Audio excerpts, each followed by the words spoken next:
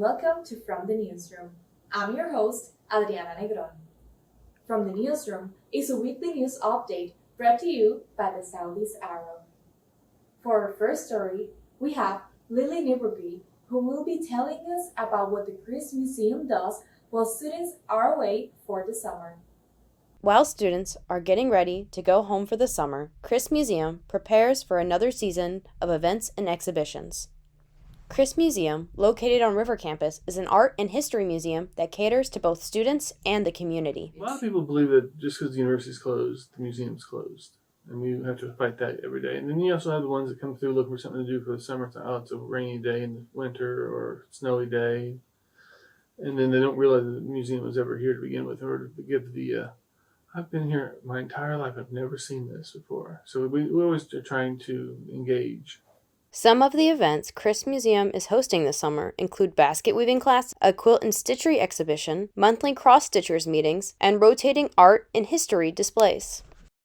So a lot of our workshops tend to draw older crowds. Students sort of do like the fun things like escape rooms and poetry readings and the various things like that. Whereas the students kind of, that was the community kind of goes for the basket weaving, quilt making, activities that are a little more intensive.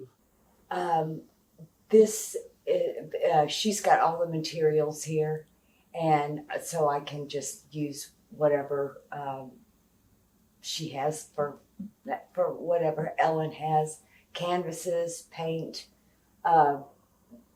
books, just anything I need. I think it's good for your soul. It's good for it teaches you about yourself a little bit. For From the Newsroom, I'm Lily Niebrugge. Back to you, Adriana. Thank you, Lily. Now, we have a story on the different activities held this week for Earth Day at the Kent Library. Let's see what Lerch has for us. April 22nd marks Earth Day, where individuals are typically encouraged to participate in activities to go green and help keep our planet clean. On campus, CMO students are encouraged to do the same. Junior Lavi Silva is president of the Environmental Science Club, and she explains how her club founded Earth Week to extend typical Earth Day activities.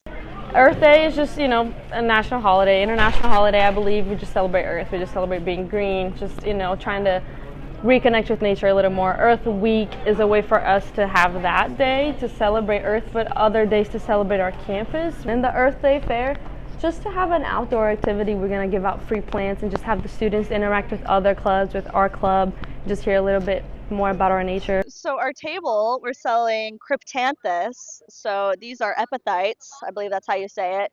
And just going to miss these guys, and so they're really easy to take care of. And then we're also collaborating with Clay Club, I believe they're called.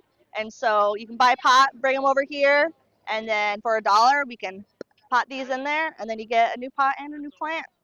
So part of what we do is just education and awareness. And so when I heard about this Earth Day event, something that we're very passionate about is just awareness about Earth Day. We have actually someone who works for us who volunteers with the Missouri Department of Conservation, as well as it just being a passion project of mine because I was raised around wildlife.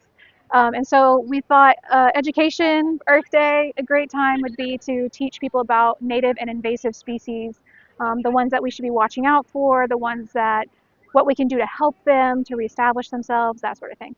For From the Newsroom, I'm Sarah Lerch. Back to you, Adriana. Thank you, Sarah.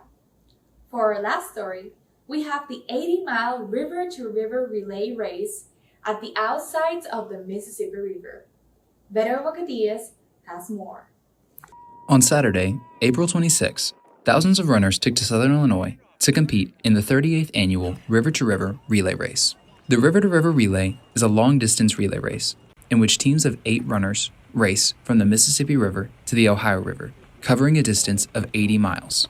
Each runner runs 3 legs of the race, ranging from 2.5 miles to 4 miles before handing off a baton to the next runner. A total of 250 teams competed this year, with competitors varying from first-time racers to seasoned marathon runners.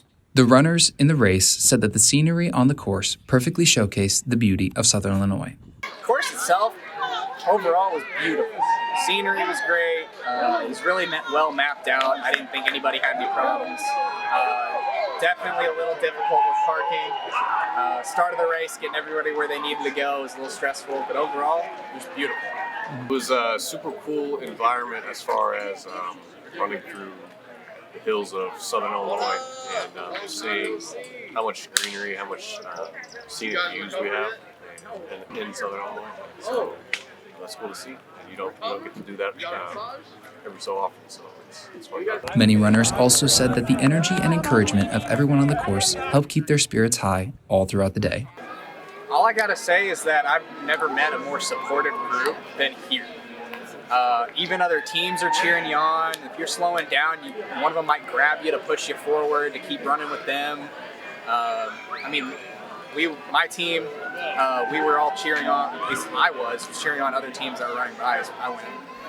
I definitely did not like the hills. That was a complete surprise. I was so used to just flat running on campus.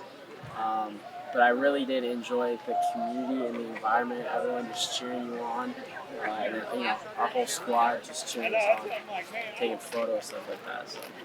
It's easier to give up if you're the only one out there, because it's like, you know that you can walk and no one's going to know about it, but because other people are there, I feel like it's really encouraging to just keep going and not stop. For more information about the River to River Relay Race, visit the River to River Relay Facebook page. From the Newsroom, I'm Beto Vaca Diez. Back to you, Adriana. That's it for this episode of From the Newsroom. I'm your host, Ariana Negron. See you next week, Cape Girardeau.